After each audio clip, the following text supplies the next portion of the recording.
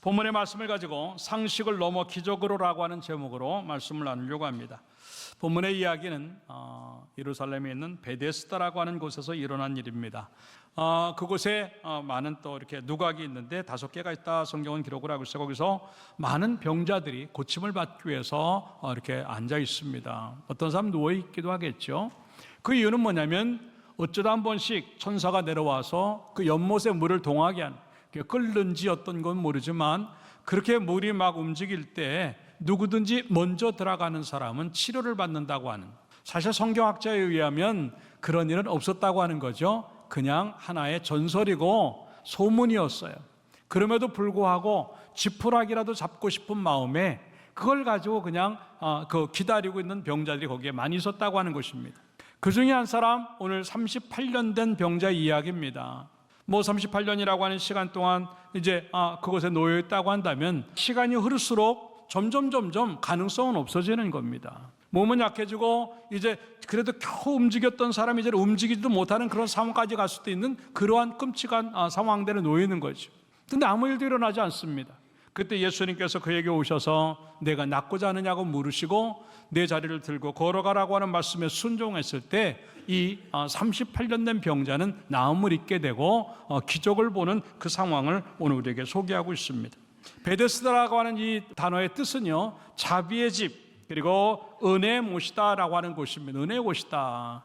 근데 그 은혜가 많아야 될 그곳에, 그 연못에서는 아무 은혜가 나오지 않아요. 아무 기적도 나오지 않고 치료도 나오지 않아요. 왜냐하면 은혜의 원천, 그리고 기적의 원천은 하나님이시기 때문에 그런 줄로 믿습니다.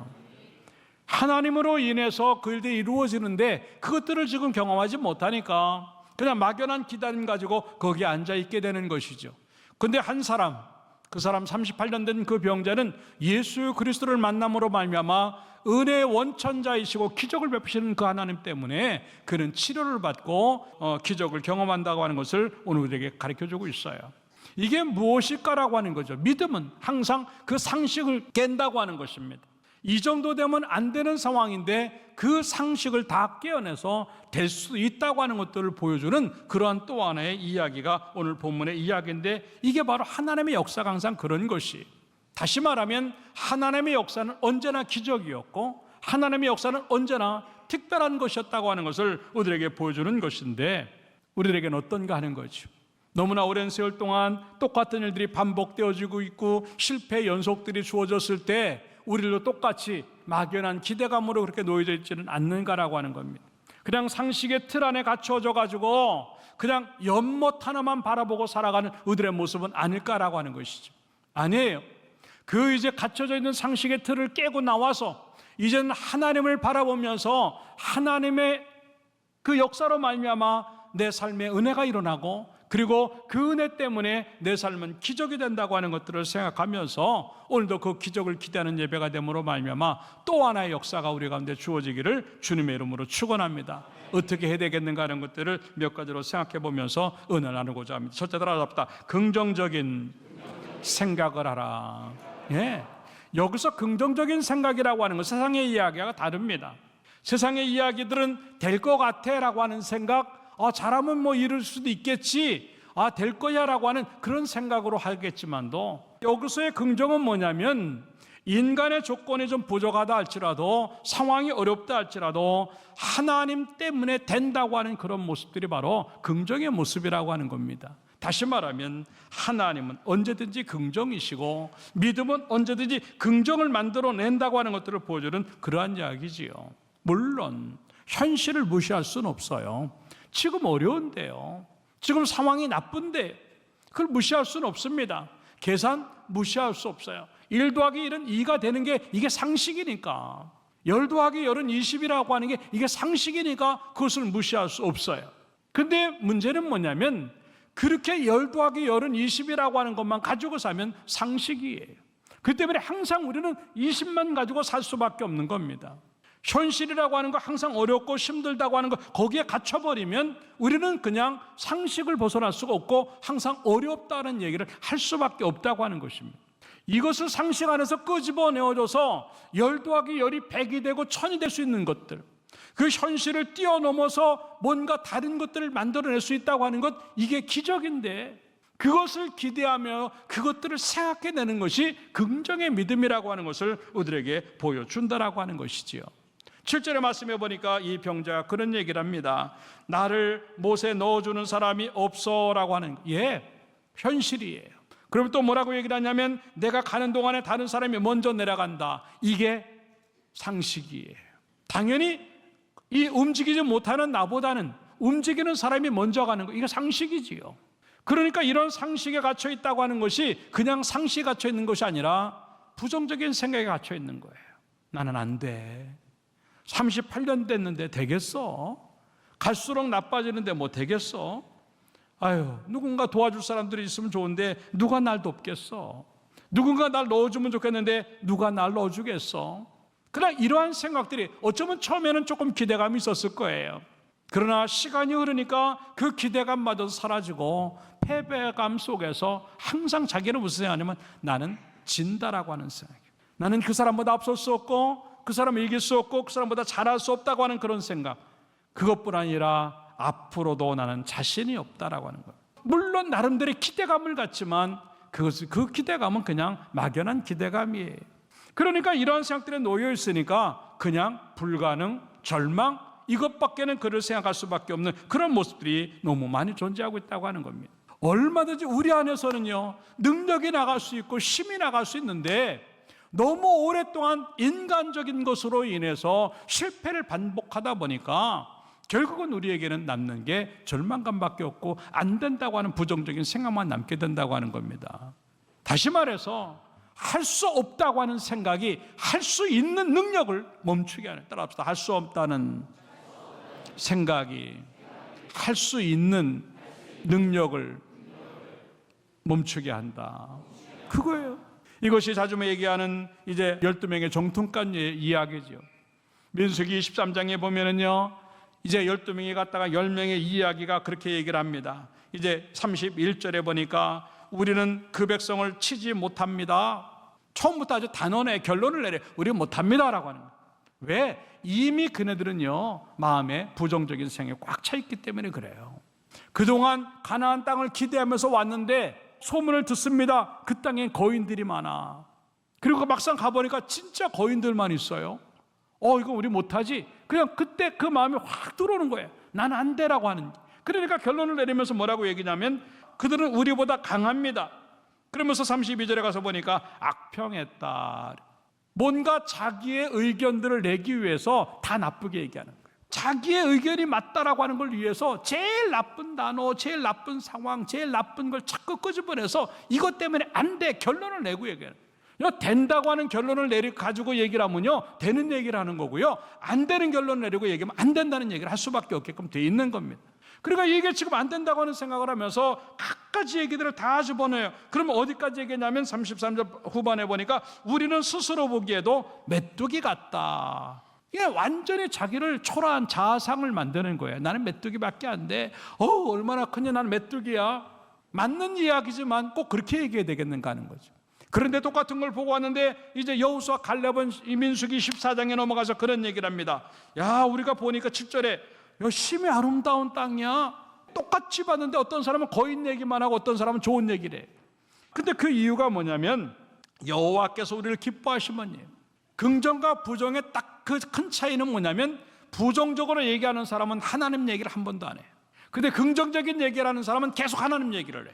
그게 다른 거예요. 그러면서 여호와께서 우리를 기뻐하시면 우리를 그 땅으로 인도하여 들이시고, 그러니까 이 부정적인 사람은요, 자기가 뭘 해서 들어가는 줄 알아요. 근데 긍정적인 사람, 하나님으로 생각하는 사람은 하나님이 인도해서 드린다고 생각을 해요. 그러면서 그 땅을 우리에게 주시리라. 이는 과연 젖과 꿀이 흐르는 땅이라.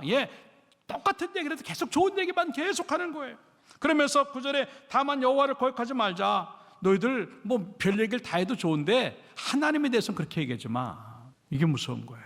너희들 다 얘기할 수 있어. 그러나 최소한 거역하는 얘기는 하지 마라. 그렇게 하나님에 대해서만큼은 그렇게 나쁜 얘기하지 마. 그거예요. 두려운 거예요. 그러면서 뭐라고 말을 하고 있냐면 그 땅 백성을 두려워하지 말라. 따라합시다. 그들은 우리의 먹이라. 예. 아까 그 사람들은요, 자기네들이 메뚜기라고 생각했어요. 근데 지금 이 두 사람은요, 그 사람들이 우리 먹이라고 말을 하는 거예요. 그 이유가 뭐냐면 그들의 보호자는 그들에게서 떠났고, 따라합시다. 여호와는 우리와 함께 하시느니라. 그들을 두려워하지 말라. 할렐루야. 여기에 차이예요. 이 두 사람은 계속 하나님 얘기를 해요. 하나님이 기뻐하시면, 하나님이 우리와 함께 하시면 하나님이 우리를 인도하실 것이고 우리를 그 땅에 드릴 것이고, 너무 좋은 땅이야, 너무 좋은 땅이야. 근데 현실만 가지고 상식만 가지고 얘기하는 사람은 그 땅 너무 무서운 땅이고 두려운 땅이고 거인들이 있고 안압자손들이 있고 우리는 그 땅 차지할 수 없고 나는 메뚜기야. 어디 좋은 얘기가 있어? 그리고 어디 하나님 얘기가 있어? 간단한 것 같지만요, 이 긍정이라고 하는 게 그런 거예요. 하나님으로 생각하는 것은 긍정이고, 부정이라고 하는 게 그런 거예요. 하나님 없이 생각하는 게 부정이라고 하는 거예요. 예수 믿는 사람들이 그렇게 돼 있어요. 나는 지금 어떤가 하는 겁니다. 매일매일의 산들 속에서 내 입술에서 나가는 이야기가 하나님 얘기가 나가는지, 현실을 먼저 얘기하는지, 내 생각을 항상 하면서 하나님 먼저 생각을 하는지, 계산에 대한 것들을 먼저 생각을 하는지. 그렇기 때문에 지금 우리는 뭘 생각해야 되냐면 하나님으로 해결해야 되겠다는 생각을 해야 되는 거예요. 아까도 얘기했지만 물론 어렵죠. 힘들고 두렵죠. 불안하고 안 될 것 같지요. 그럼에도 불구하고요, 하나님은 언제든지 그것들을 뛰어넘으시는 하나님, 그리고 그 상식을 깨고 한계를 무너뜨리는 하나님이라고 하는 것들을 생각을 하면서 다시 한번 여러분 속에 하나님의 역사가 들어감으로 말미암아 모든 것들을 긍정으로 보면서 그 긍정적인 믿음을 통해서 또 하나의 기적을 만드는 여러분들 되기를 주님의 이름으로 축원합니다. 내가 하려면 무조건 안 됩니다.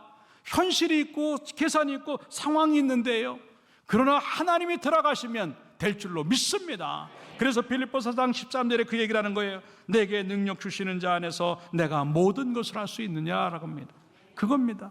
또다시 여러분 속에 그 믿음이 들어가서 나는 못하지만 하나님 계시기 때문에 하나님으로 생각하고 하나님으로 말하고 하나님으로 살아내는 것들을 배움으로 말미암아 우리의 생각 속에는 항상 긍정적이고 된다는 생각으로 바꿔지기를 주님의 이름으로 축원합니다. 두 번째 따라합시다. 아는 것에 속지 마라. 네. 오늘 본문의 말씀해 보니까 안 되는 것을 뻔히 알면서도 불구하고 혹시나라고 하는 마음에 계속 연못을 바라보고 있어요. 네, 이거는 전설이고 소문이에요. 하나의 썰이에요. 하나의 여론이에요. 하나의 그냥 이야기예요.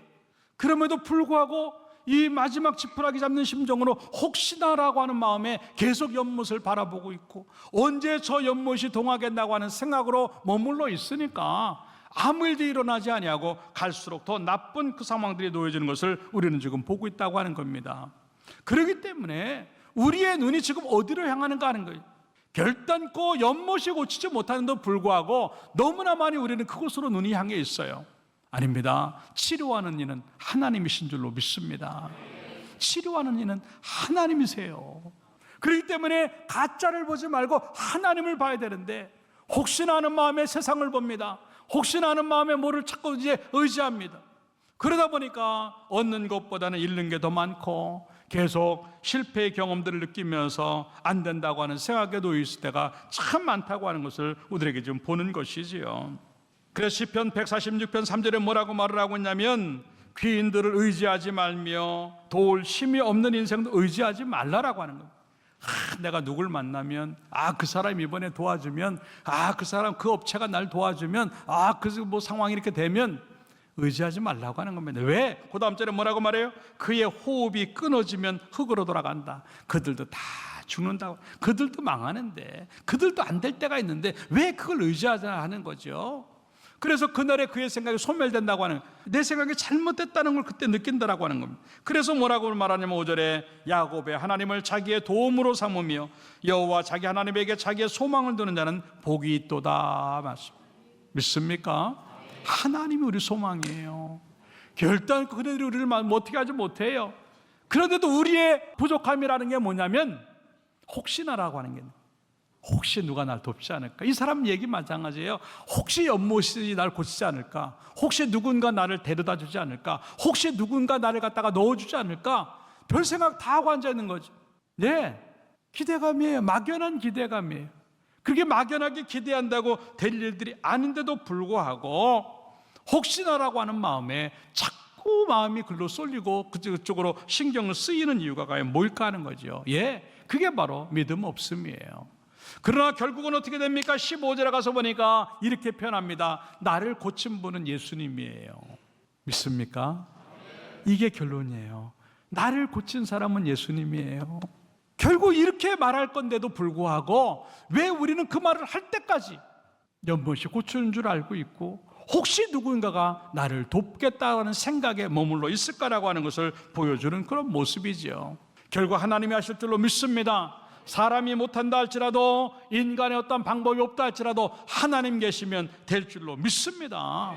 그럴 때는 막연한 기대감으로 사람을 기대하고 막연한 기대감으로 연못을 바라보는 것이 아니라 처음부터 하나님을 바라보며 하나님을 기대하는 여러분들의 모습들이 만들어지기를 주님의 이름으로 축원합니다. 출애굽기 15장 26절에 그래서 뭐라고 말을 하고 있냐면 마지막 부분에 따라합시다. 나는 너희를 치료하는 여호와임이라. 믿습니까? 치유하시는 하나님이에요. 그 때문에 연못을 만나는가 사람을 만나는가 그렇게 중요하지 않아요. 38년 됐는가 그렇게 중요하지 않아요. 얼마나 힘들어서 누워만 있는가 그거 중요하지 않아요. 예수님 만나면 될 줄로 믿습니다. 그럼에도 불구하고 우리는요 혹시나라고 하는 마음에 난리를 쳐요. 그게 바로 베드로의 모습입니다.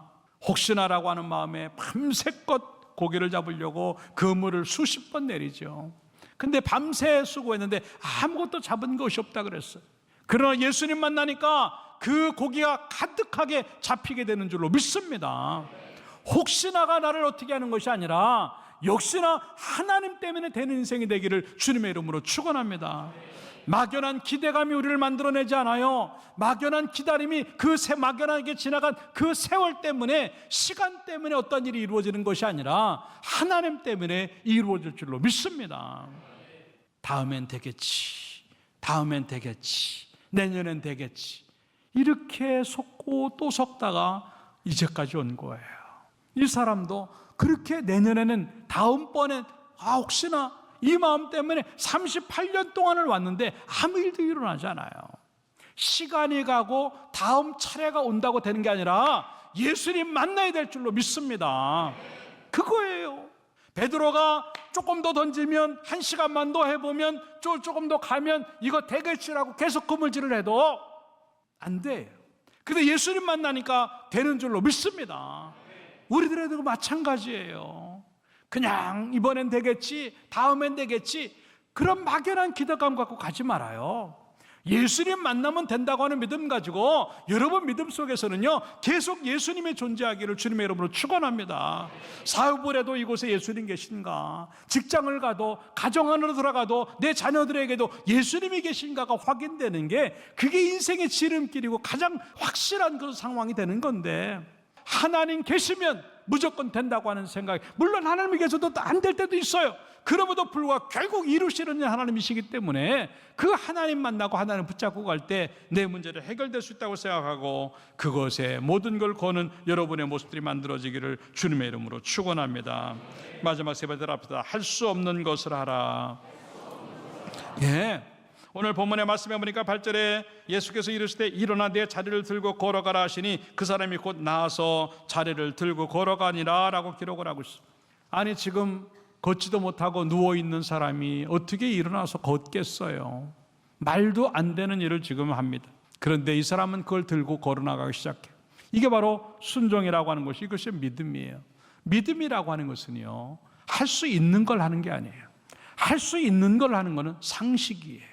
그러나 할 수 없는 걸 하는 것은 믿음만 할 수 있는 줄로 믿습니다.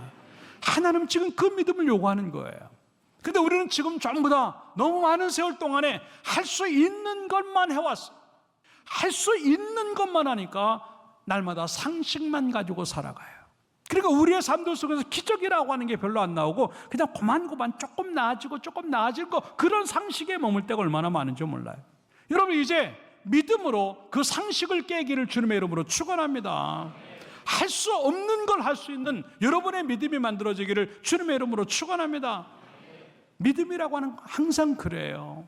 성경엔 다 그런 것이 기적이라고 말을 하고 있어.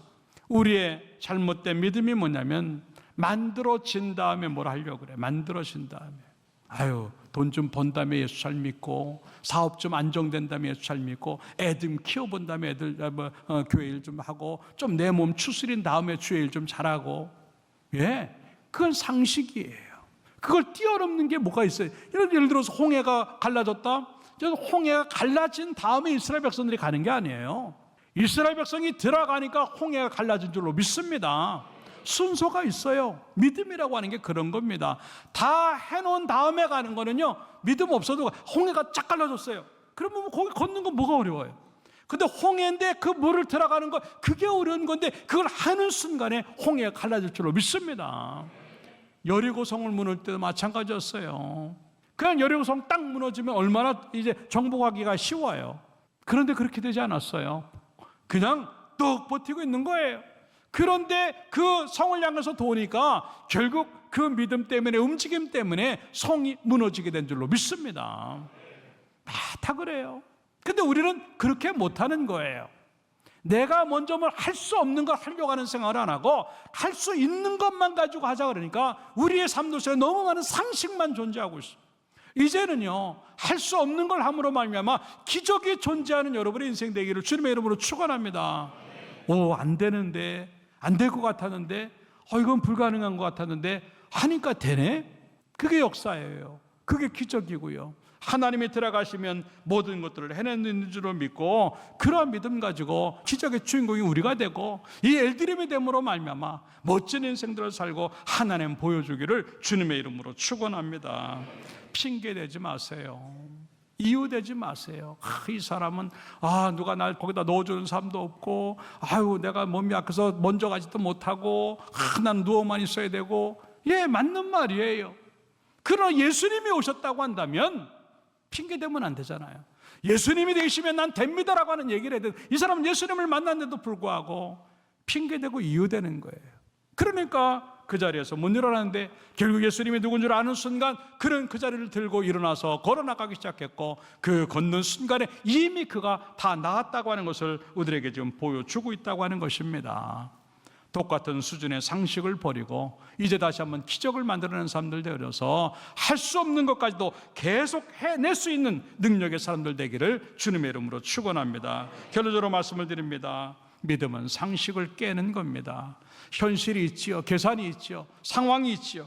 그러나 거기에 하나님이 들어가면요, 그 현실과 계산들 다 뛰어넘을 수 있다고 하는 것들을 생각을 하고, 다시 한번 여러분 속에 하나님으로 생각하는 법, 그리고 하나님으로 살아가는 법들을 배움으로 말미암아 여러분 삶 속에서 주어지는 상식은 다 제거되어지고 오직 기적만 남아져서 하나님을 계속 높이는 그러한 복된 삶으로 살아가기를 주님의 이름으로 축원합니다.